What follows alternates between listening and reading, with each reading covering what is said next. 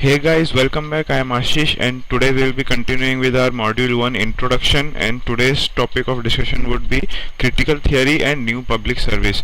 Now these are some of the hidden topics in module 1, and these are not directly mentioned in your syllabus. As you can see, these are not directly mentioned in your syllabus. We have dealt with most of the module 1. A few two topics are remaining: challenges of LPG and good governance.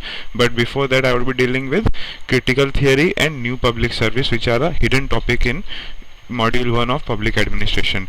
Now critical theory as such also comes in module 4, organizations. It is also a theory of organization. Critical theory also comes in module 4, but it is much more than only organizations. It is also related with society, bureaucracy and democracy as a whole. So we will discuss this in module 1, and in module 4 what we will study is just related to organizations. So before moving ahead, I would like to request you to stop right now if this is the first video you are watching, and watch all the previous sessions in order, because I would be using all the definitions which I have already discussed in previous sessions. So it would be good if you watch all the previous sessions in order. Link for my channel and the playlist would be in the description of this video, so please go ahead and do that. Also you can now download these PowerPoint presentations. The link for the download would be in the description. So all you need to do is just watch the session and then revise. So moving ahead with critical theory, as I said, we'll deal with critical theory again in module 4, organization. Now in simple terms, critical theory offers critique of public institutions and provide possibilities for a better future. What this means is, critical theory is something which criticizes. As the name suggests, it is critical theory. So it is critical of something. It is critical of what? It is critical of old public administration or traditional public administration. Now we have already seen all those criticisms in our new public administration, public choice approach, NPM. In all these things we have already criticized the old public administration or traditional public administration as such. But critical theory is one theory which is solely based on criticism, and also it is important from the perspective of our UPSC exam. So in simple terms, critical theory offers critique of public institutions and provides possibilities for a better future. The scientific study of public administration has often strayed away from the normative concerns of democratic government. Now what is democracy? What is democratic government? Democracy means people choose their representatives, people elect their representatives, and those elected representatives rule the nation on behalf of the people. So true power is in the hands of people is what is nothing but democracy. So if we see scientific study of public administration ever since Woodrow Wilson has started it since 1887, the scientific study of public administration has often strayed away from the normative concerns of democratic government. Why is this so? Because as we have already seen in paradigm 1 and paradigm 2 era, the theories of public administration were not concerned with people as such. They were not concerned with fulfilling the needs of people, welfare of people, taking care of people. It is only in the late 1950s that we have seen this trend. So overall, the scientific study of public administration did not concern democracy or democratic values in their study as such. So this is what we have seen over the period of time. As already explained, the PCA has been an attempt to construct a theory of public organization. We have already seen this. The public choice approach, PCA, has already been an attempt to construct the theory of public organization in tune with consumers interest. जो citizens होते हैं, consumers होते हैं, उनके interest में tune होके एक theory बनाई है, which is nothing but PCA. It tells that there should be choice in the hands of people. If you remember, there should be choice in the hands of people. Institutional pluralism, methodological individualism, these are nothing but the basic tenets of public choice approach, right? So public choice approach is in tune with consumers interest and individual preferences. If you remember, public choice approach was against the collective decision making of government. It was for individual decision making. It was more for the needs of individual. It says that the community as a whole is nothing but aggregation of all individuals, so we should consider individual interest over and above the collective interest. Monocentric, hierarchical, bureaucratic administration has been found to be incompatible. जो old public administration theories हैं, which centered on monocentric, centralized nature of administration, monocentric, hierarchical top down approach जो होता था, over bureaucratized bureaucratic administration have been found to be incompatible with some of the basic norms of a humanist and liberal democracy. In today's times, the old public administration do not hold so much ground as it did before. Critical theory reiterates the need for the humanization of public organizations. As I have already told you, critical theory has to deal much more in detail with organizations, but it also has to deal with society and democracy, as such as we have seen in our second point here. They say that studies have strayed away from democratic concerns. So critical theory as a whole deals with organizations. You will deal this in module 4 also. It comes under theories of organization. Critical theory is one of the theories of organization. So critical theory reiterates the need of humanization of public organizations. So पुराने ज़माने में क्या होता था? What happened in old times of paradigm 1 and paradigm 2 era? What happened was there was a concept of economic man. Economic man concept is like man is just motivated by money. He is not motivated by his values or other societal factors. He is just motivated by money. So there was a lack of humanity. There was a lack of humanization. So critical theory reiterates the need for this humanization. जो lack of humanization था, critical theory reiterates the need for humanization of public organizations that exert so much influence on social life and workplace, because public organizations are intricately connected with people. They are intricately connected with society. So they reiterate the need for humanization in public organization.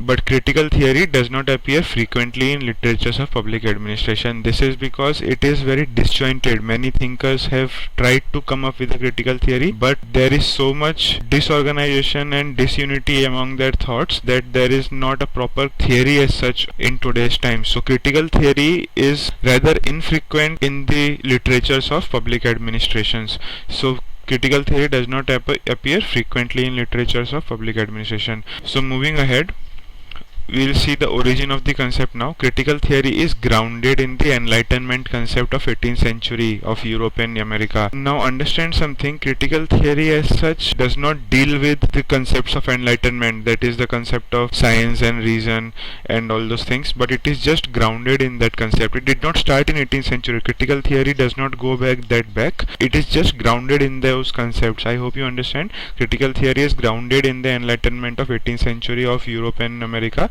that used science, reason, individual self-determination to cast off religious and governmental authority. Enlightenment के पहले there was religious authority and governmental authority. So what happened in Enlightenment was this religious and governmental authority were cast off using science and reason. So this kind of forms a basis of critical theory. Now understand something, critical theory did not evolve in 18th century, it evolved much later in 1920s or early half of 20th century. Okay, so it did not evolve in the 18th century. Critical theory is associated with the Frankfurt School of Thought beginning in the 1920s. There was this school of thought which is known as Frankfurt School. It is associated with that school of thought. If you have to trace back the origins, Frankfurt School is the most dated origin of critical theory. In the 1920s this school of thought came up. The term is also applied to the early 20th century writers. As I already told you, early 20th century writers, that is the first half of 1900 to 1950. Early 20th century writers such as George Lukács and Antonio Gramsci, as well as later 20th century writers such as Jürgen Habermas. Now Jürgen Habermas is a really important writer as far as critical theory is concerned. He can even come in GS2, that is polity as such, because this session is being recorded in December 2016, and in December 2016 Supreme Court had given an order of playing national anthem before the screening of films in theatres. So while if you read the articles of that news, you will realize that Supreme Court had used the term constitutional patriotism while giving that order, and this term constitutional patriotism was actually made famous by Jürgen Habermas. So you should always link things while studying for UPSC. For example, linking Jürgen Habermas of critical theory with your polity concepts of national anthem and other such stuff, constitutional patriotism. So you should always link stuff. Link always paper 1 with paper 2, especially paper 1 of public administration, link that with paper 2.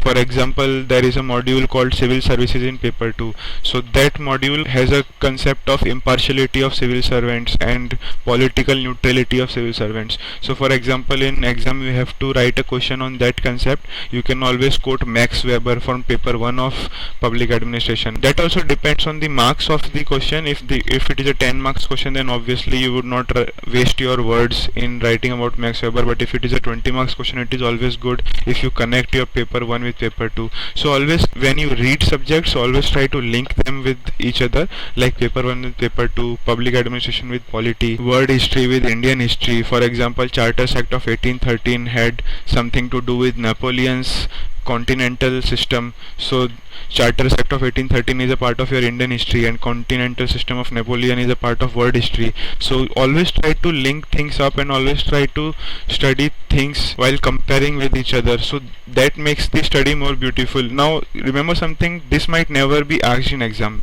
In exam they might never ask about let's say constitutional patriotism in polity or Jürgen Habermas in critical theory of public administration. They might never ask this, but your study becomes more relevant. You tend to remember things much more effectively if you try to link them with each other. आप कभी उसको फिर भूल नहीं सकते, right? So always try to link subjects. Coming back to the topic, Jürgen Habermas is a very important person of critical theory. As we have already seen, critical theory is a very disjointed theory. It does not appear very frequently in public administration theories. That is because there are many authors, there are many schools of thoughts, but there are various authors, and through these authors we try to understand what critical theory actually means. So one of them which had a very big impact on critical theory is Jürgen Habermas. Because of differences in approach between authors and changes in the work of individual authors over time, as I already said, there was a differences in approach between authors of critical theory. It is difficult to construct a unitary narrative of critical theory. So a unitary narrative does not exist. So we identify a few common characteristics of critical theory, and Jürgen Habermas is the best known exponent of critical theory. He is the best known thinker of critical theory. There is also one more thinker, we will study about him in our next slides. He is Robert Denhart, but Jürgen Habermas as such is one of the best known exponent of critical theory. Through his works we can identify salient aspects of critical approach that have special relevance to the study of public organizations. So moving ahead, critical theory. What actually is critical theory? Critical theory is critical of something, it criticizes something, right? So what does it criticize? We will see now. It is a post-Weberian and post-modern concept. Now there is a thing called post-Weberian theory.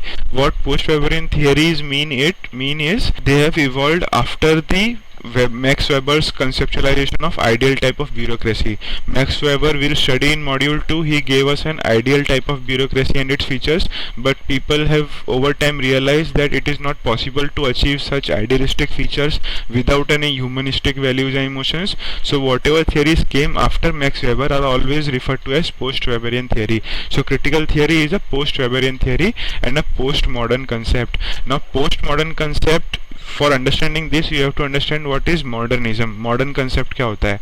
So modernism is nothing but it is very much synonymous with positivism. I have already dealt with positivism in my previous sessions. What is positivism? It deals with adherence to scientific rules and principles. Instead of adhering to God and theocracy, it suggested adhering to scientific rules and principles and reasons. So that is modernism. As we have already seen, our new public administration NPA was a post-positivist theory. It did not adhere to scientific rules and principles. It said we should reject this value-free, value-neutral approach and we should adopt the values in our administration. So NPA was a post-positivist approach. Similarly, on the same hand, post-modern concept is nothing but post-positivist. So positivism is synonymous with modernism. Post-positivism is synonymous with post-modernism. That is all you need to understand. We are not studying sociology. We are studying public administration for the sake of public administration. All you need to understand is post-positivism and post-modernism are one and the same. Positivism and modernism are one and the same. Modernism में भी वही होता था. It is the almost synonymous era of relying on scientific rules and methods. So it is critical theory is a post-Weberian and post-modern concept. It is a post-positivist concept. All post-modern public administration theories have given importance to people in organization. As I have already said, positivism dealt with adhering to scientific rules and principles, and post positivism dealt with rejecting the value neutral approach and accepting the values. So post positivism or post-modern public administration theories have given importance to people in organization than to formal structures. Formal structures को importance नहीं दिया, people को ज़्यादा importance दिया. They also give importance to the subjective as well as intersubjective aspects of organizations and their functions. Now what do you mean by subjective and objective? Subjective, which means it keeps on changing from subject to subject. Personal biases and personal judgments come into play. That is nothing but subjective. Something being subjective is something being biased on personal views and personal judgments, and something being objective is something which is general in nature, which is not biased by personal views. It does not change from subject to subject. So they also give importance to postmodern and post positivist जो concepts हैं, they give importance to subjective as well as intersubjective aspects of organizations. That is to say nothing but people are given importance. Subjective importance means people are given importance. Every individual is important. So subjective importance भी दिया है, intersubjective aspects भी consider किया है. What is intersubjective aspects? Relationship between the individuals. Critical theory acknowledges the value based. As I already said, it is a postmodern and post positivist theory. So what happened is they have rejected the value free approach and they acknowledge the value based approach, the normative character of public administration, the value based normative character of public administration. Jürgen Habermas gives us a communication theory. He says that undistorted communication as a critical tool for social change. He says that lack of communication is the biggest drawback in our modern society. He says that there should be undistorted communication for us to bring about a social change. अगर society को change करना है, so there should be undistorted communication between whom? Between public organizations and citizens or people, and also between people within the organizations. So humanistic concept को भी consider करो. So this is nothing but the communication theory which is given by Jürgen Habermas. It is a part of critical theory. Like Weber, Habermas refers to the preponderance of technical efficiency in a modern state through the operation of public bureaucracy. What do you mean by preponderance? Something of a dominance. Okay, so Habermas says that technical efficiency is dominant in today's times. We are too much relying on efficiency. We are not relying on providing welfare to people or taking care of people. Humanistic concepts, values and emotions, वो सब हम consider नहीं कर रहे हैं. In today's times we are more reliant on technical efficiency of public organizations, and this he says is bad. Okay, this is bad. Habermas refers to the preponderance of technical efficiency in a modern state through the operation of public bureaucracy.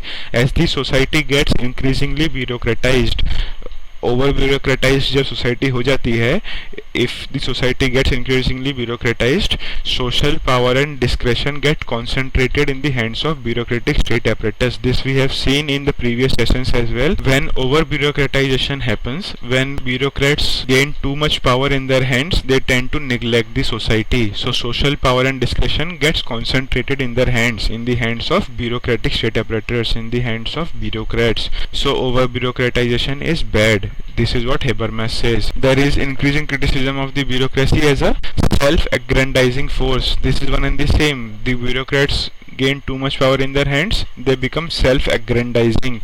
The increasing criticism of bureaucracy is that it is self-aggrandizing force. It is alienated from the public, who can rarely repose trust in it. So people have actually lost trust in bureaucracy. This is because of over-bureaucratization. This is because of self-aggrandizing nature of bureaucracy. Bureaucracy has become alienated from the public and public have lost trust in them. Public interest and bureaucratic interest seem at many places at loggerheads, which was also the contention of public choice approach. We saw this in public choice approach, that bureaucracy acts on their self-interests, right? So bureaucratic interest जो होते हैं, bureaucracy और bureaucrats के जो self-interest होते हैं, those bureaucratic interest and public interest are at clash with each other. They are at loggerheads with each other. So this is what we also saw in public choice approach, that public interest and bureaucratic interest are at many many places at loggerheads. The trend towards over bureaucratization causes concern about the social role of bureaucracy. So this is nothing but we have already seen. This is nothing but a criticism offered by critical theory. Critical theory is critical of something. What it is critical of? It is critical of this. It criticizes this over bureaucratization of bureaucracy. The trend toward over bureaucratization causes concern about the social role of bureaucracy. Moving ahead, despite a great variety of management structures and styles, there have been many management structures and styles. Taylor has given, F.W. Taylor has given us some, Max Weber has given us some, Chester Bernard has given, Robert A. Hull has given. So there are many management structures and style. The common assumption has been that management is basically technical in nature, whose primary motive is to produce predictable results by manipulating human beings and materials. So what we are trying to say here is there are many management structures and style, but the basic assumption behind every management structure and behind every management style is same. The common assumption behind every theory is same, that management is nothing but technical in nature and it should be manipulating human beings and materials. So they have all of those management structures and styles, they all have neglected the human aspect. This is nothing but the criticism of critical theory, that we have so much management structures and styles, but basic common assumption behind all of them remains same, that it is basically technical in nature. Positivistic assumptions pervade mainstream public administration. As we have already seen, this is nothing but a drawback of old public administration.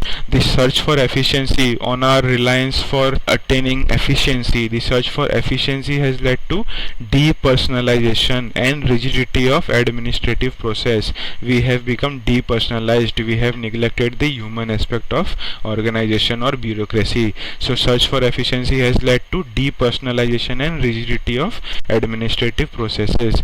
Within the organization, the human beings are separated from one another and are treated as impersonal objects. We have already seen this, right? In earlier organizations, there was no effort in increasing the relationships among human beings, increasing the relationship among workers. So human beings are separated from one another and are treated as impersonal objects. The human aspect of organization is neglected. The mainstream literature in public administration has thus been obsessed with the ideas of control and regulation. This is pretty straightforward, that old public administration का जो literature था, the mainstream literature of public administration was more obsessed with control, more obsessed with regulation, order, efficiency, predictability and rationality. ठीक है, human aspect को neglect किया था. What do you mean by intra-organizationally? Intra means within an organization. Intra-organizationally, such an approach of organization has led to alienation from work and fellow workers. The people who are working in an organization are alienated from work. They do not consider work as something which motivates them to work. They are more of a kind of machine. They are considered more of a kind of machine. This has led to alienation of them from work and alienation from fellow workers as well. Structural arrangement stands in the way of free flow of communication, giving more importance to structures. We have seen in previous sessions, right? What is structuralism? We have seen in previous sessions, giving more importance to structures, formal rules and formal principles. Structural arrangement stands in the way of free flow of communication among human beings within the organization. This is the drawback. With respect to organization client relationship, the above point we saw was of intra-organization, that was within the organization. Now we will see what happens outside the organization with respect to organization-client relationship. The alienation again takes form, and it takes the form of organizational distrust and occasional hostility of working of bureaucracy. The organization tends to look at the client as a burden, and client tends to look at the organization as unhelpful. So this is how alienation outside the organization takes place. Inside the organization, we have seen in previous point how people are alienated from work and fellow workers. Outside the organization, with respect to organization client relationships, also there is a kind of alienation where client sees organization as being unhelpful. They are not being helpful enough to them, and organization on the other hand sees client as the burden. So this is how alienation takes place outside the organization.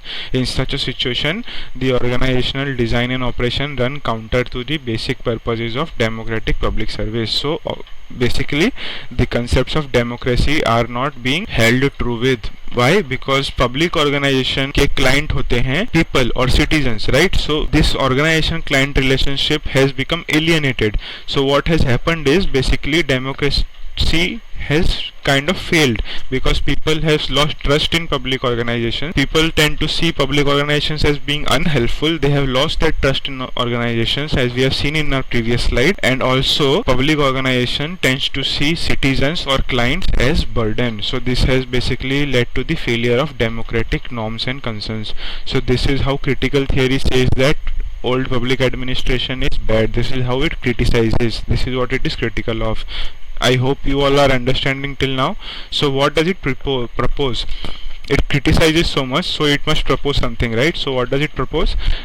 A critical theory of public organization would be interested in improving the quality of organization life. Now, as we have already seen, there are various approaches to critical theory. There are various authors. There is no unitary theory, but as a central core assumption of critical theory, any critical theory, a critical theory of public organization would be interested in improving the quality of organizational life. This is the basic core of critical theory. Organizational life को improve करो.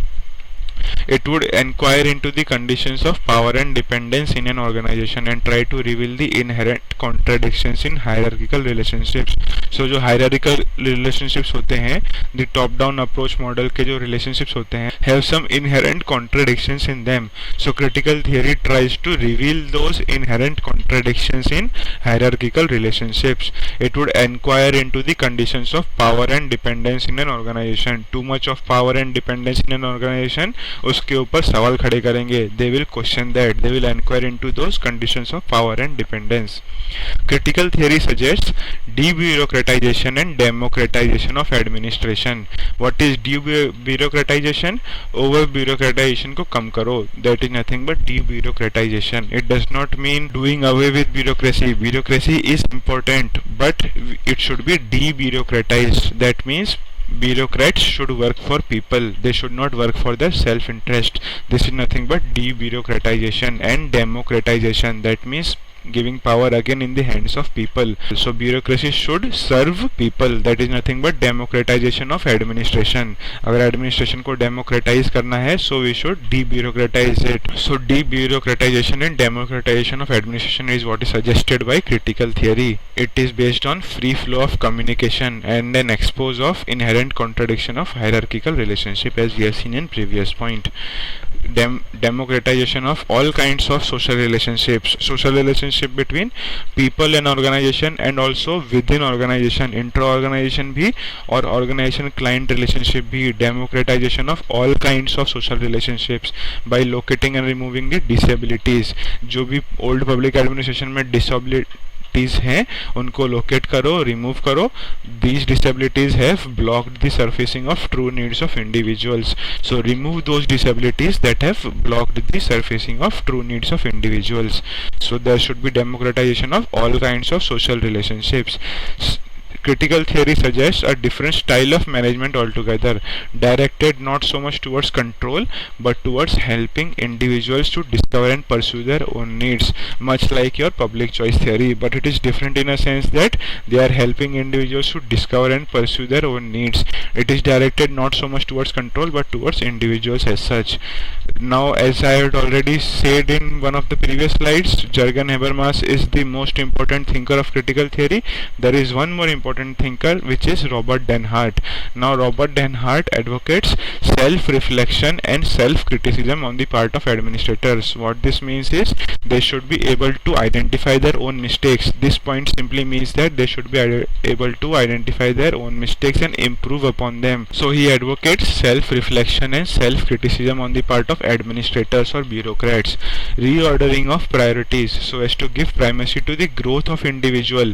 Priorities of administrators of bureaucrats should be reordered. You should set your priorities in order, and what that order should be, highest priority should be given to growth of individual as against the productivity of organization. This we are saying intra-organizationally. Intra means within the organization, primacy or priority should be growth of individual worker as against the productivity of organization, because if you develop the individual as such, organization would obviously give more productivity. His theory has strong individualistic, subjectivistic and anti-bureaucratic thrust. What is individualistic? We have seen this in one of our previous sessions. Individualistic is what it looks like. Okay, individualistic means giving concerns to individuals, individual needs को ज़्यादा importance दो, individual growth को ज़्यादा importance दो. So Robert Denhart's theory is strong individualistic trend. What is subjectivist? We have seen this in our previous slide. Subjectivism basically deals with something that changes from subject to subject, something which brings in play the inherent bias of every individual. So that is the subjectivist. It is obvious because we are giving importance to growth of individual. So her individual के growth के लिए उसकी needs अलग अलग होंगी. So this theory of Robert Denhart is subjectivist. It is individualistic and it is also anti-bureaucratic. Anti-bureaucratic in a sense that it opposes the idea of over-bureaucratization. So it is anti-bureaucratic. We saw that NPA was also anti-bureaucratic. Anti-bureaucratic does not mean it is against bureaucracy. Remember this. It does not mean it is against bureaucracy. It is against over-bureaucratization. It is for de-bureaucratization. Okay. So Robert Denhart's theory is individualistic, subjectivistic and anti-bureaucratic. So this is what is critical theory. Now what is the significance of critical theory? We have seen that there is no unitary theory as such and still we are studying it. So what is the significance? In recent decades we have seen that there is a technological revolution happening. There is a concept of Industrial Revolution 4.0. If you do not know about this, please Google about it. Industrial Revolution 4 is right now what is in trend in today's time. So there is a technological revolution happening in modern times. There is a global restructuring of capitalism happening. Why is this? Because of globalization, privatization. So capitalism as a whole over the world is restructuring. So there is a global restructuring of capitalism. There is a technical revolution happening. This is happening in recent decades, and this new trends have brought issues like heightened exploitation of labor. So new issues have come to fore, which is heightened exploitation of labor. Labor is being exploited, corporate downsizing, market is not being given enough space in the scheme of things. So corporate downsizing happening. So this is why we get a call of neoliberal, right? Rollback of state, because there is this issue of corporate downsizing. So what we are saying is we should downsize the government and we should bring more market. So these are the issues: corporate downsizing happening, great levels of unemployment, inequality, insecurity, there is instability and violence in many places. So this is all the recent trends in recent decades. This is happening. All these issues are bearing influence on public governance. ये सारे जो issues हैं ये सब public governance को influence करते हैं. In this context, critical theory is very much needed to analyze them. Therefore, public administration needs critical theory now more than ever because of these things like exploitation of labor. Why does exploitation of labor happen? Because we neglect the human side of the people. We neglect the humanistic concepts of organization. So we tend to exploit labor. So because of these issues, it has become imperative that we analyze these issues, and that is why critical theory is more important now than ever in the recent decades. This is the significance of critical theory. This theory also offers promise for those scholars who wish to critique the status quo of professional practice in public organization. And as I have already said, in module 4 this theory will again come under theories of organization. So basically critical theory deals with criticizing the status quo of professional practice in public organizations with intent to imagine better options for future. So basically organizations को overhaul करना है. We need to improve the functioning of organizations. So this is what critical theory is significant in recent times. So we are actually done with critical theory. Now one important point: critical theory has had limited discussion and application in public administration. We have seen this. It is not so frequent in public administration, right? This could be because in one-dimensional society people have become unaware of potential alternatives. People these days are becoming more and more one-dimensional. They are becoming less and less rational. So they are more focused towards only one alternative that is being given in front of them, and they are becoming unaware of potential alternatives to the same problem, or their might be another reason that they do not want to see the contradictions. They want to see the happy picture. They do not want to see the contradictions because it could be upsetting or dangerous to this challenge of the status quo. And this is why critical theory has had limited discussion. This is why there is no unitary theory of critical theory as such. People basically do not want to change. They do not want to change the status quo. They do not want to challenge the status quo. People in these days have become more one-dimensional. So in light of this discussion, it becomes imperative that critical theory is discussed, and this is the significance of critical theory. Now moving ahead with public service approach. First I had dealt with critical theory. This is another theory, public service approach. Now while dealing with public choice approach and new public administration and new public management, we have seen that there is a concept of public interest, right? Governments work in the interest of people. They work to care for people, to provide welfare to people. So this public interest concepts come from public service approach.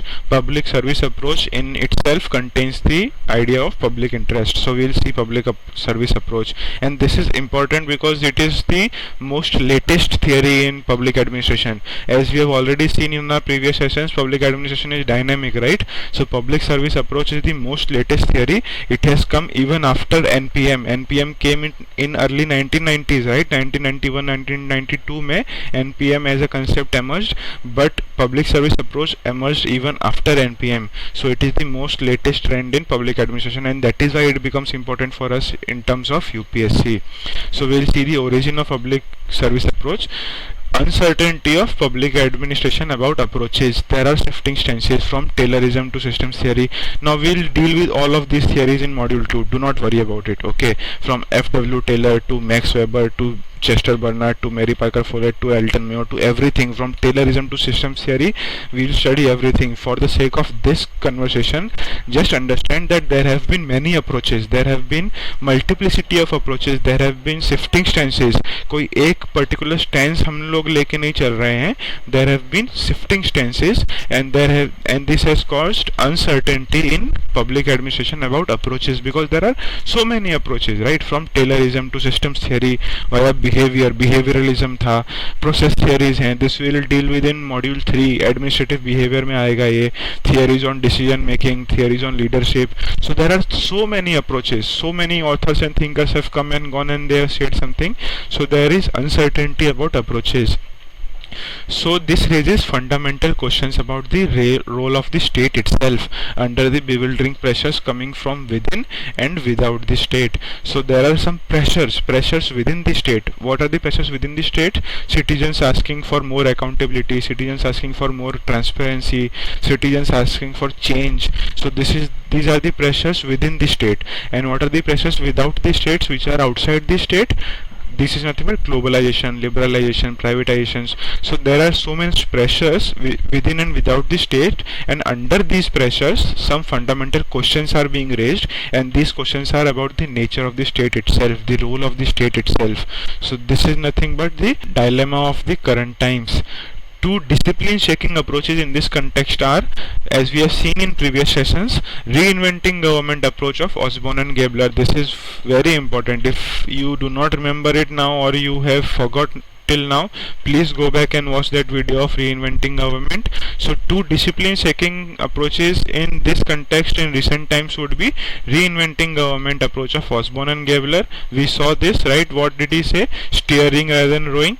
Okay, and another one is NPM approach of neoliberal school of thought. We know what neoliberalism is, downsizing of government and rollback of state. We have dealt with in previous sessions about this. So these are the two discipline shaking approaches in the context of these uncertainty of approaches, in the context of these shifting stances. Two discipline shaking approaches are reinventing government approach and NPM approach. Now basically these both are same, but these are the two discipline shaking approaches, and these are not my words, these are the words of Mohit Bhattacharya. I have taken this up from Mohit Bhattacharya. New public service concept is given very beautifully in Mohit Bhattacharya's book. The neoliberal philosophy, as the critics point out, has functioned to the detriment of larger public interest. We all know this. We saw this in criticism of public choice theory. We saw this in criticism of new public management. We saw this in criticism of everything that neoliberal philosophy जो है, which focuses on rollback of state and entrance of market philosophy. So this neoliberal philosophy has functioned to the detriment of larger public interest. So it is not so simple. It is too simplistic an idea to replace everything with market. So neoliberal philosophy has functioned to the detriment of larger public interest, affecting particularly poor and the marginalized. The neoliberal view, by apotheosizing market, failed to appreciate the critical role of public institutions, that is the government, in maintenance and development of society. As we have seen in our previous sessions as well, the basic role of government is to maintain and develop the society, to take care of people, provide welfare to people, right? So this big idea of providing welfare to people and maintaining and developing society is being sidelined by neoliberal view. They are making a big deal out of market philosophies. So it is not so simple to replace everything with market philosophy. This we have seen in our previous sessions as well. So what public service approach says is Denhart and Denhart. We have seen Robert Denhart in our critical theory, right? So Robert Denhart and Janet Denhart, these are the husband-wife duo. Okay, this is the husband-wife duo. Robert Denhart and Janet Denhart, they gave us a book. There was a new book, The New Public Service, Serving Not Steering.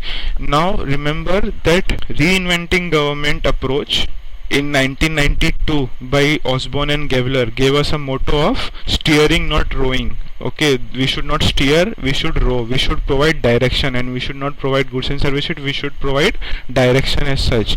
What Denhart and Denhart in 2002, 10 years after 1982, okay, so in 2002 Denhart and Denhart come up with this new book. It is called The New Public Service, and the New Public Service ka motto as given by Denhart and Denhart is serving, not steering. We should serve and not steer. So this is the most recent approach in public administration. They have clearly put the central role of government as service. We should serve the people. They argue government shouldn't be run like a business. It should be run like a democracy. This is a big criticism of NPM approach. NPM approach in the early 1990s which came up, it said that we should bring in private methods and market strategies in government organizations.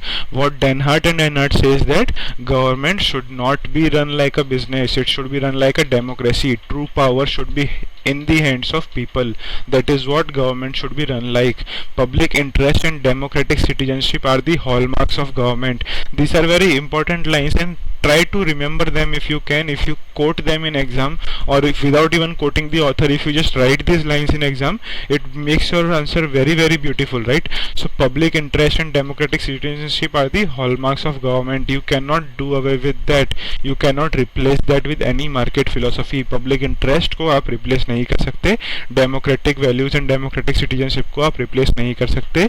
True power should be in the hands of people and not in the hands of private entrepreneurs. As the sense of service and community would be expanding, public employees would be having better self-estimation and sense of dignity and self-respect. अगर bureaucrats will start serving to people, they will have a self-esteem, they will have a higher self-esteem and higher dignity and self-respect, because there will be a feeling that they have served people, they have made some lives good. So there will be a feeling of self-estimation and a heightened sense of dignity and self-respect. This is what will happen if the sense of service and community expands. So as the sense of service and community would be expanding, public employees would be having better self-estimation and sense of dignity and self-respect. They would in fact be reconnected with the citizens. So over bureaucratization का जो concept था, that would be done away with. So to do away with over bureaucratization, we do not need to bring in market. We just need to make public servants and bureaucrats more approachable. We need to reconnect them with citizens. Inviting citizens to participate in governance process. People participation plays a big role, and this is what they call in recent times, okay, in 2016, in later half of 2010, this is the call of inviting citizens to participate in governance process. There should be people participation up to the role of policy formulation. This is the call of people participation. People participation means people should be participant in each and every aspect of governance up to the point of policy formulation. So inviting citizens to participate in governance this would create a new culture of co-governance. So this is a new word, okay, co-governance एक चालू हो जाएगा with the administrators and citizens working together for the common good of society. Administrators and citizens would be working together. That is nothing but co-governance. This new attitude and new involvement of co-governance is what Denhart and Denhart call the new public service. Robert Denhart and Janet Denhart have given us the term new public service. And what is this new public service? Nothing but co-governance, increasing people's participation, citizen participation बढ़ाओ. Second ARC की report है citizens participation. I guess it's 13 report. I guess 13th report is increasing of citizens participation in governance. You should all read about that. It gives some more insight on how citizens participation can be increased. This new attitude and new involvement of co-governance is nothing but new public service. Administrators are now realizing that they have so much to gain by listening to public rather than telling. Instead of telling them to do things, if you listen to them and solve their problems, they have so much to gain. And by serving rather than steering, so steering mat karo, rather than serve karo, is what Denhart and Denhart call us to do. Denhart and Denhart sensitize us to democracy diminishing trend. There is a current democracy diminishing trend which is inherent in neoliberal philosophy. Neoliberal philosophy asks to diminish the democracy. We have seen this in the criticism of NPM also. It kinds of demoralizes bureaucracy, right? It kinds of undermines the work of higher civil servants and everything. It kinds of demoralizes bureaucracy. So there is a trend of democracy diminishing in new liberal philosophy, with its accent on market and de-emphasis on government. It focuses more on market and de-emphasizes on government. So there is a democracy diminishing trend in neoliberal philosophy, and this is what Denhart and Denhart make us sensitive to. Denhart and Denhart sensitize us to this thing. Now we'll compare all the approaches. We have seen also so many approaches. So traditional public administration, new public management, and new public service. We'll compare this side by side. So theoretical framework. Traditional public administration, we saw it was a political theory. It was more concerned with politics, administration, dichotomy and whatnot. It was more concerned with where public administration as such should be placed. The locus of public administration was the focus in traditional public administration. So it was more of a political theory. New public management was more of an economic theory. It was more concerned with making gains and profits as a part of public organizations, bringing in market economic concepts. So it was more of an economic theory. New public service, on the other hand, is a democratic theory. We have already seen it is the latest trend in public administration, and it focuses on democracy, true power in the hands of people. So it is a democratic theory. Role of government in traditional public administration was rowing. In NPM we saw that we should steer rather than row. Okay, and call for NPM, call for reinventing government by Osborne and Gabler was steering rather than rowing. So traditional public administration focused on rowing, that is providing goods and services. NPM focused on providing guidance and direction, steering.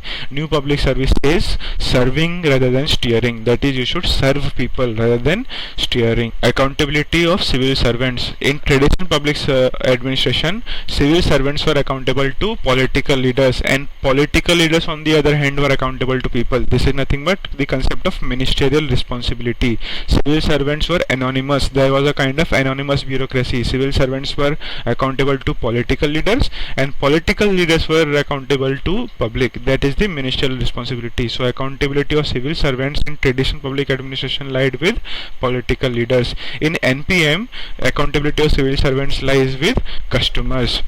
And in new public service, accountability is multifaceted. Now understand something, customers is the accountability of civil servants in NPM, and in NPA, new public administration, this accountability is client. So customer is basically nothing but the economic side of the people, which is nothing but gaining from customers. So NPM deals with customers as the accountability of civil servants, and in new public service, civil servants are accountable to both the political leaders and customers both. Okay, so this is multifaceted. In the organizational structure in TPA was hierarchical. We have already seen this. There was a pyramid structure. The organizational structure in NPM was disaggregated. The cluster approach was there. I have discussed this in our previous sessions. Please go back and watch that if you do not remember this.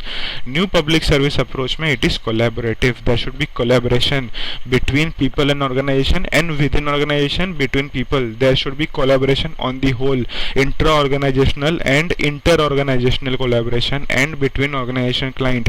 So on the whole collaboration होना चाहिए. This is what the organizational structure of new public service is. Motivation in traditional public administration is economic man concept. I have already dealt with this, that humanistic side of people were neglected. People were seen to be motivated more by money. So there was a concept of economic man. Economic man concept था, that was the motivation in traditional public administration, कि आप पैसा दो और public motivate हो जाएगा. Emotions and values were not considered. NPM had a motivation concept of entrepreneurial spirit, bringing in more market. So if you bring competition, that was the motivation for providing good quality services. So entrepreneurial spirit was the motivation. Spirit of public service is the motivation in new public service. Public interest in TPA was political leaders. That means there was no concept of public interest as such. There was self-interest, there was self-aggrandizing nature of bureaucracy, or political leaders they acted in their own self-interest. We have seen this in our previous sessions, that everyone had a rational view of their decisions. So political leaders had their own interests. So public interest did not occur in traditional public administration as such. So there was the interest of political leaders. In NPM, on the other hand, resonated more with aggregate of individual interests. NPM said that we should do away with collective interest. If you remember, public choice approach was one of the defining pillars of NPM. NPM ka one of the defining pillars was public choice approach, and public choice approach focused on methodological individualism. What is that? We should avoid the collective decision making and focus on individuals. Society as a whole was the collection of individuals, so we should focus on individual interest. So society as a whole is an aggregate of individual interest, so more importance to individual interest was the focus in NPM. This was the concept of public interest in NPM, and we have also seen one of the criticisms of NPM. This concept of public interest is non-negotiable. If you remember, we have discussed this in our previous sessions. In new public service, on the other hand, public interest concept is dialogue between people and the organizations and among people themselves. So this is the concept of new public service. Achieving policy objectives. How do they achieve policy objectives in traditional public administration? By government agencies, and in NPM they achieve it by incentives to private sector, bringing in more market. And in new public service, it is building coalition of people and government services. So we do not focus on market here, we focus on building coalition between people and public organization, building coalition between people and bureaucracy. So this is how you achieve policy objectives in new public service. So these are some of the comparative differences. Now we are done with today's session. So as always, I would ask you to practice these questions. You can now download these PPTs as well, so please practice these questions. So thank you, and before that I would like to address some concern. There are two small topics remaining in module 1, that is good governance and challenges of LPG, liberalization, privatization and globalization. So what I am planning to do is I'll start with module 2 next, and I'll come back to module 1. And why I am doing this is because I do not know how much time I will get in making these sessions, because it really takes so much of my time and effort, and I'm really running short of time. So I want to cover as many heavy topics as such. And one thing I can assure you is whatever I'll cover, it will be in depth, it will be in detail, it will be very exhaustive, and there will be not an iota of doubt left in your minds. And if you have any doubts or concerns, you can always comment on the videos, and I'll try to address this as effectively as I can.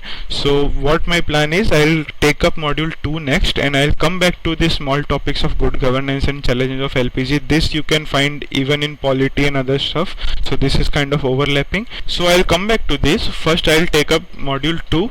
Next I am planning to do a session on F.W. Taylor. So let's see.